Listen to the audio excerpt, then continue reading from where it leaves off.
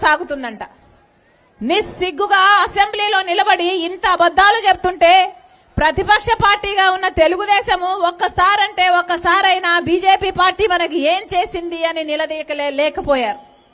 చంద్రబాబు గారు గొప్పగా చెప్పుకుంటున్నారు కదా, నాకు 40 ఏళ్ల అనుభవం ఉంది అని. దేనికి సార్ 40 ఏళ్ల అనుభవము? మీకు కనీసం మన రాష్ట్రానికి రావాల్సిన హక్కులు, ప్రత్యేక హోదా, పోలవరం, రాజధాని ఎందుకు రాలేదు అని అడగలేని ఈ 40 ఏళ్ల అనుభవం దేనికి సార్?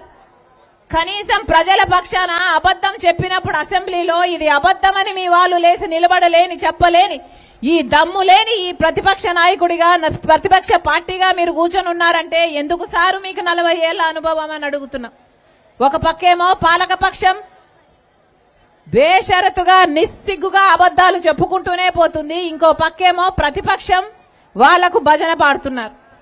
కారణం బీజేపీ పార్టీ. ఎందుకంటే బీజేపీ పార్టీ ఈ 2 పార్టీలను ఆడిస్తుంది కాబట్టి. ఎప్పుడైనా ట్రయాంగిల్ లవ్ స్టోరీ విన్నారా? ట్రయాంగిల్ లవ్ స్టోరీ విన్నారా? అదే జరుగుతుంది ఇక్కడ. ఇద్దరికి బీజేపీ కావాలట. ఇటు వైసీపీకి బీజేపీ కావాలి, తెలుగుదేశం పార్టీకి బీజేపీ కావాలి. బీజేపీ పార్టీ మాత్రం ఇద్దరితో డువెట్లు పాడుతుంది. ఇది మన రాష్ట్రంలో జరుగుతుంది. మన కర్మ కాకపోతే ఇంత దురదృష్టం మన కళ్ళ ముందర జరుగుతుంది. వీళ్ళిద్దరూ అమ్ముడుపోయారు, వీళ్ళిద్దరూ బీజేపీకి బానిసలుగా మారారు. వీళ్ళ స్వప్రయోజనాల కోసం రాష్ట్ర ప్రజల మొత్తం అన్ని విషయాలను, ప్రత్యేక హోదా అయితేనేమి, పోలవరం అయితేనేమి, రాజధాని అయితేనేమి, మొత్తం అన్ని తాకట్టు పెట్టేశారు. వాళ్ళు మాత్రం బీజేపీకి దోస్తులుగా ఉండాలి. ప్రజలు ఏమైపోయినా, ప్రజలు వాళ్ళ బిడ్డలు వాళ్ళ భవిష్యత్తులు నాశనం అయిపోయినా, అంధకారం అయిపోయినా వీళ్ళకి ఏమీ పట్టదు, ఏది అవసరం లేదు. వీళ్ళు బాగుంటే చాలు.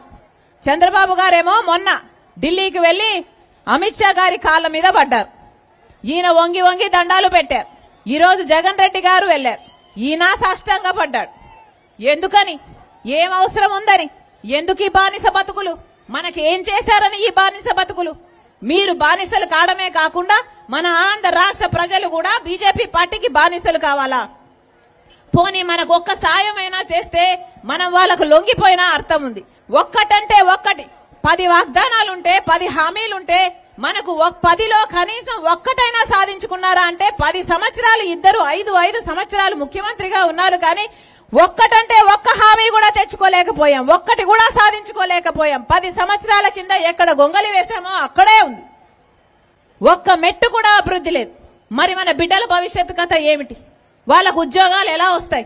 ఈరోజు 19 లక్షల మంది బిడ్డలు ఉద్యోగాలు లేకుండా తిరుగుతున్నారు. 8,000 రూపాయలకు 10,000